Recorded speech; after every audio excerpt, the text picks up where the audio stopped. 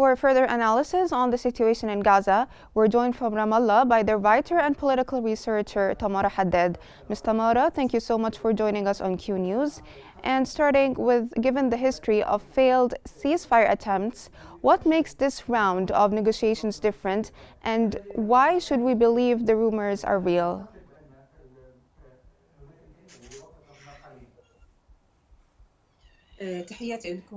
Greetings to you and your channel and your viewers. Till this moment, there are some gaps regarding the agreement or the path of the negotiations. The main gaps is that Netanyahu wants as much as possible of Israeli hostages to be released. But Hamas till this moment wants to release them at different stages, and whether the live or dead bodies. And there is a big obstacle that till this moment the Hamas movement and the other factions, they don't have the full information about where are the hostages, because the communication between the leadership of Hamas and those on the ground from the resistance groups is difficult because of the continuity of the war on Gaza. And there is a great number of hostages were already killed because of the current war, but the hostages who are still alive, the media in Israel says that they are probably around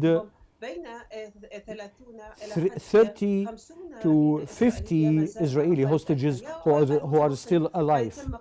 And the others were either killed or because of the war continuing on Gaza. The other obstacle about the Palestinian prisoners and the Israeli prisons. The Palestinian prisoners are around 11,000 people, but Hamas wants the ones who got long terms and certain names like Marwan Barghouthi, Abdullah Barghouthi, and Ahmed Saadat. But the Israelis want to release these people outside the Palestinian territories and to move them to Turkey, Qatar, or Iran. And there is still a discussion about that. And there are some signs of approval, but still the gaps are still there regarding the negotiations. The other gap is about Rafah crossing. Who takes charge of Rafah crosses, of the Rafah crossing? And there is another point about the withdrawal of the Israeli troops from Mitzrayim. Is it in the first truce, and will there be second and third stages or not? And they are not speaking about second and third stages now politically, and they are only speaking about the release of the Israeli hostages, but nobody is talking about the next day of the Gaza Strip and the future of Gaza Strip.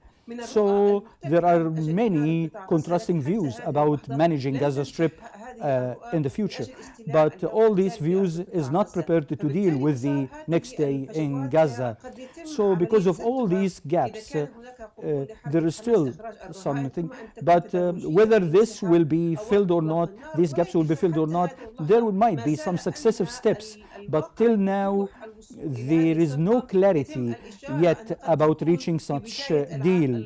Maybe the deal comes early next year, and still the negotiations continue, and they are trying from both sides, trying to limit it on the ground. But limiting the gaps needs to fill the gaps between the Tamara, Israeli side and the factions in Gaza. When Donald Trump announced that he wants the ceasefire deal to be implemented before his return to the White House, how does the imminent change in U.S. political leadership play a role in pushing the ceasefire forward?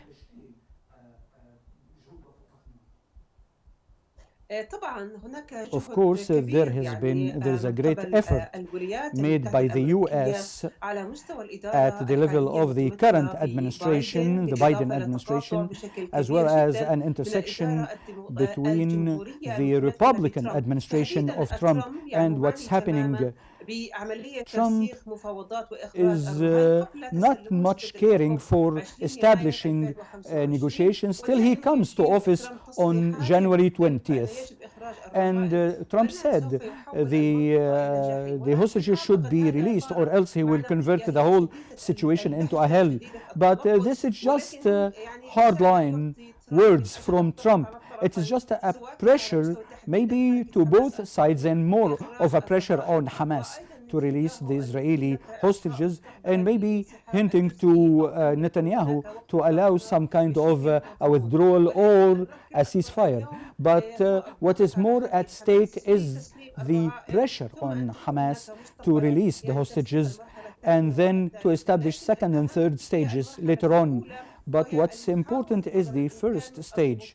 It is the stage where the American pressure are high, as well as regional pressures, and there are some pressures inside Israel to boost these negotiations to go forward and this deal to come. So there are pressures on the government to go for a deal. And some 78% of the Israelis now want this deal to take place.